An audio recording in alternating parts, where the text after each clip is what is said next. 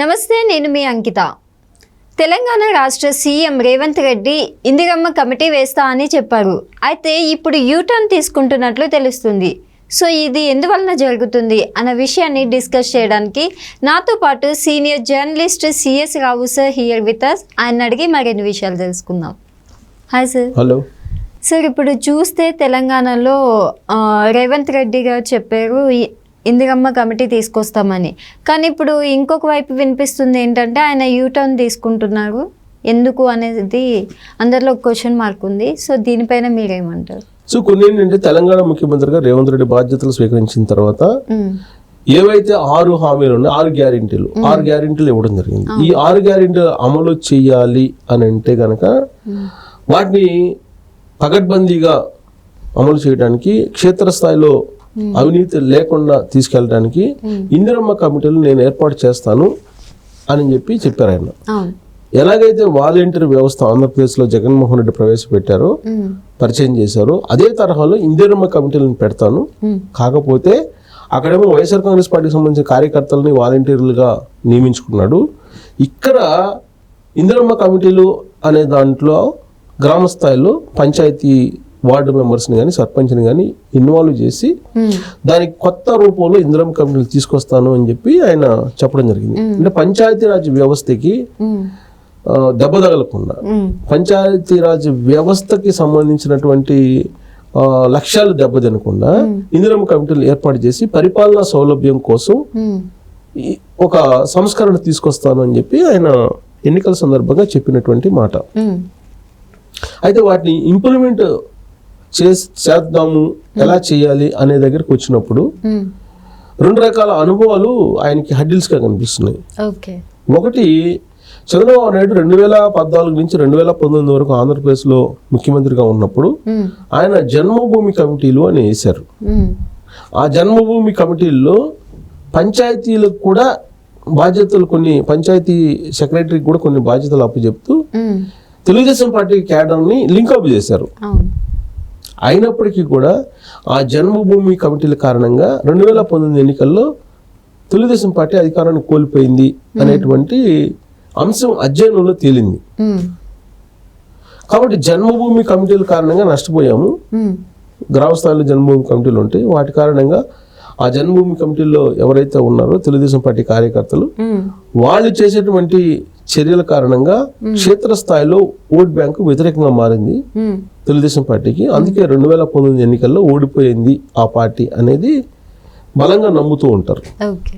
ఆ తర్వాత అధికారంలోకి ఆంధ్రప్రదేశ్లో 2019లో జగన్మోహన్ రెడ్డి వచ్చారు. జగన్మోహన్ రెడ్డి వచ్చి ఏం చేశారు? వాలంటీర్ వ్యవస్థను పెట్టారు. ప్రతి 50 కుటుంబాలకి ఒకరిని వాలంటీర్ని తీసుకున్నారు.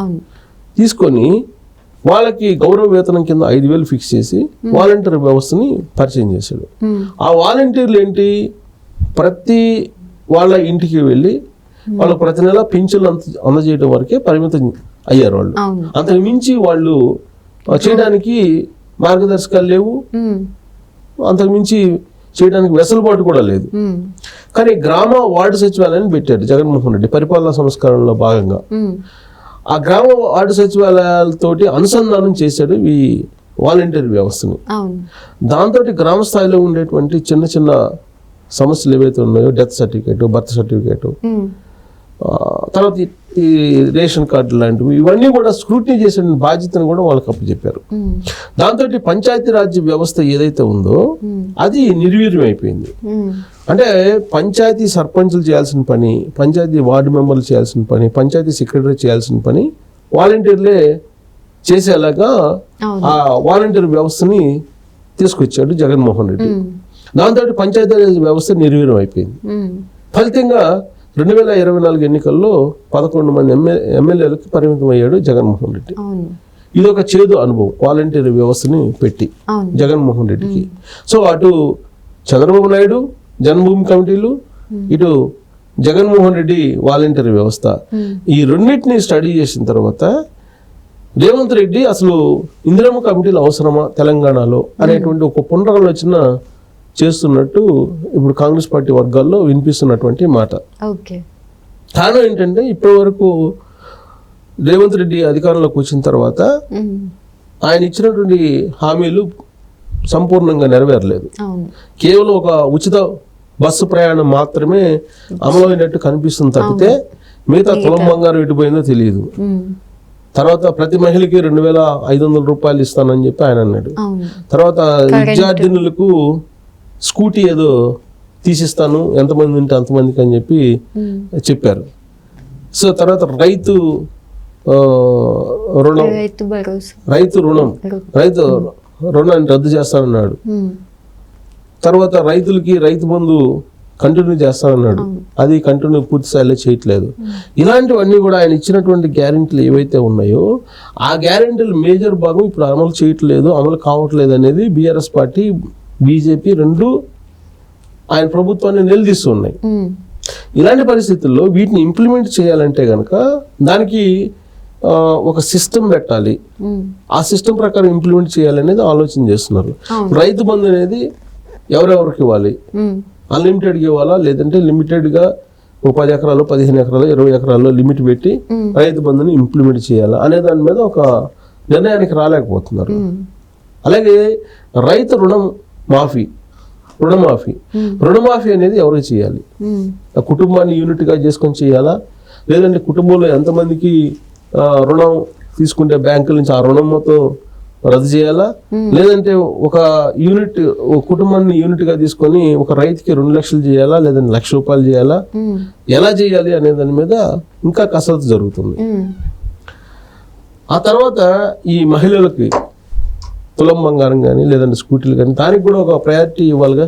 ఇప్పుడు కోటీశ్వరుడు పిల్లలకు కూడా స్కూటీలు కొనియమంటే అది సాధ్యం కాదు ఏ ప్రభుత్వానికి కూడా. సో కాబట్టి రేషన్ కార్డులు ఇంపార్టెంట్. వైట్ రేషన్ కార్డు ఎవరికి ఉంటుందో అంటే బిలో పావర్టీ లైన్, నిరుపేదలు కూడా కదా నిరుపేదలు, బిలో పావర్టీ లైన్ అంటే నిరుపేదలు ఎవరైతే ఉన్నారో వాళ్ళని ఐడెంటిఫై చేయడానికి వైట్ రేషన్ కార్డు అనేది ఉపయోగపడుతుంది. ఇప్పుడు వైట్ రేషన్ కార్డులు కోటేశ్వర్లకు కూడా ఉన్నాయి, అటు తెలంగాణలో ఇటు ఆంధ్రప్రదేశ్లో 2 చోట్ల కూడా. కాబట్టి వాటిని ముందు స్క్రూటినైజ్ చేయాలి. వాటిని స్క్రూటినైజ్ చేయాలంటే క్షేత్రస్థాయిలో ఆల్రెడీ ఇంతకుముందు సమగ్ర కుటుంబ సర్వే అనేది ఒకటి చేస్తున్నాడు కేసీఆర్ తొలి రోజుల్లో 2014 అధికారం రాగానే.